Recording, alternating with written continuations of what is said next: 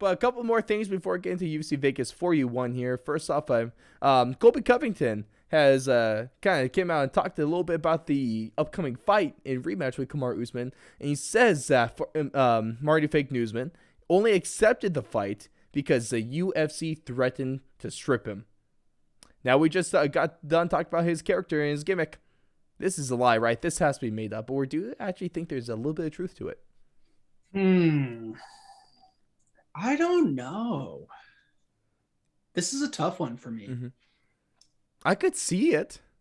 I could see there being some truth to it, but I do also think I don't think Usman's like that. I think if his management team and the UFC were talking about options and they came over and said, here, that they really are looking at this Colby Covington fight, I think that's all they would have had to say. I think Usman isn't one of those guys that's gonna be like, no, I don't fight that guy. Mm-hmm. He might say it to the media to create some buzz, but I think at the core of of himself, I think he knows who is going to be right now at this current moment the toughest challenge, and I'm sure he wants to put to bed any doubt that people have in their minds whatsoever. Absolutely. He probably wants to end this chapter once and for all, because if he goes out there and beats Colby again, never have to see that clown ever again in his life. And exactly. He's basically his daddy. So no, there ain't no basically about it. I am your father. I mean, dude, I'm so excited for this fight because there's a lot on the line in this one. Kamaru Usman has the potential to become the greatest welterweight fighter of all time. Still hasn't lost. Yeah. And Colby Covington has the ability to grab the belt and pull off a giant upset. Well, I guess it wouldn't be a giant upset, but a legitimate upset here, and kind of turn the welterweight division on its head. And it's tough because obviously we'll talk about this more once UFC 268 rolls around. But I almost want Colby Covington to win just because the world will explode. And I love chaos. You see what I did there? Wow. Oh, you like that? You came prepared today, huh, bud? No, it's all top of the head. I'm just a genius. Okay. Tyron Woodley, hit me up if you need someone to write some songs for you. If you need a ghostwriter, I'll be here for you. Don't hit him up, Tyron. Come on, I can't be that much worse. Beat your ass. oh man.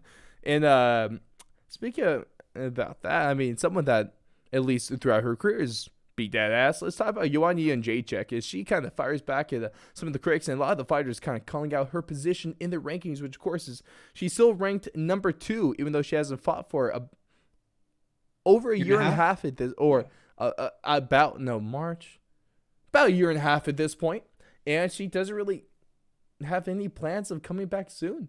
But she said that she knows her worth and that anyone's welcome to take her spot in the rankings. What do you think about this, man? I'm torn, Joanna, because obviously I love any time she's in the octagon. Because her last fight was only the greatest women's fight of all time, and she is the strawweight queen. But I'm kind of getting annoyed, man. I kind of just want to get to the point. If it's taking this long, just fight.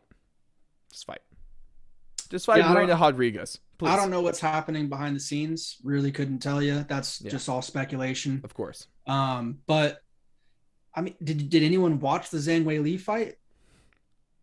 That's why she's ranked number 2. Mm-hmm. I mean, who would you put above her? Carla Esparza, a girl she sort of beat the fuck out of? Get real. Yeah. So I gotta save those idiots and clowns out there. Just shut up, sit on your thumb, do something fucking crazy because you're stupid. The people wipe the paint off your face. Seriously, get a rag, get it wet, and then wipe your whole face off. Okay, because you're being a clown. Joanna Jedrzejczyk would beat the shit out of every single girl in that division besides Rose and Weili. Maybe Marina Rodriguez, but I know that'd be a barn burner of a fight.